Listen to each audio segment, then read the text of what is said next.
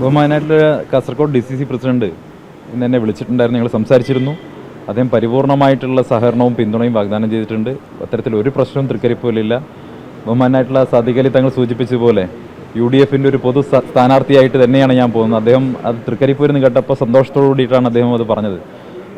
തീർച്ചയായിട്ടും മുസ്ലിം ലീഗിനും വലിയ സ്വാധീനമുള്ള ഒരു നിയോജക മണ്ഡലമാണ്. 100% വിജയിക്കാൻ കഴിയുന്ന സാഹചര്യമാണ്.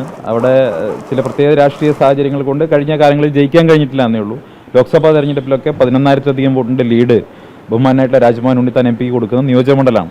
അതുകൊണ്ട് തന്നെ അത് CPMൻ്റെ ഒരു കോട്ടയാണെന്നും പറയുന്നതിൽ ഒരർത്ഥവുമില്ല.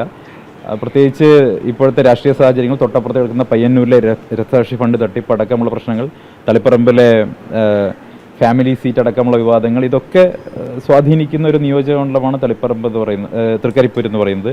തൃക്കരിപ്പൂർ കാസർഗോഡ് ജില്ലയിലെ ഒരു മണ്ഡലം എന്നുള്ള എനിക്ക് വളരെ പിന്നോക്കമായിട്ട് നിൽക്കുന്ന, വികസന കാര്യത്തിലൊക്കെ ഒരുപാട് പിന്നോക്കമായി നിൽക്കുന്ന ഒരു നിയോജക മണ്ഡലമാണ്. കാസർഗോഡ് ജില്ലയിലെ ജനങ്ങൾക്ക് പൊതുവിൽ അവരഭിമുഖീകരിക്കുന്ന ആരോഗ്യ ചികിത്സാ രംഗത്തെ പ്രശ്നങ്ങളൊക്കെ മംഗലാപുരം വരെ പോകേണ്ടി വരുന്ന സാഹചര്യമൊക്കെ അവിടെയും വലിയ പ്രയാസം ഉണ്ടാക്കുന്നുണ്ട്. അതിനൊക്കെ ഒരു പരിഹാരം കണ്ടെത്തുന്നതിന് വേണ്ടിയുള്ള ഒരു ആത്മാർത്ഥമായിട്ടുള്ള പരിശ്രമം ഞങ്ങളുടെ ഭാഗത്തുനിന്നുണ്ടാവും. പ്രത്യേകിച്ച് UDF അധികാരത്തിൽ വരുമ്പോൾ കാസർഗോഡ് ജില്ലയിൽ തൃക്കരിപ്പൂരിൽ ഒരു വലിയ മാറ്റം ഉണ്ടാക്കാൻ ഞങ്ങൾക്ക് സാധിക്കും. പുത്തനത്താണിയുടെ സ്വന്തം കനകമകൾ ജ്വല്ലറി ഇനി മുതൽ കനക ഗോൾഡൻ ഡയമണ്ട്സ്. കനക ഗോൾഡൻ ഡയമണ്ട്സ്, പുത്തനത്താണി. മാറുന്ന ലോകം, മാറ്റത്തിനൊപ്പം.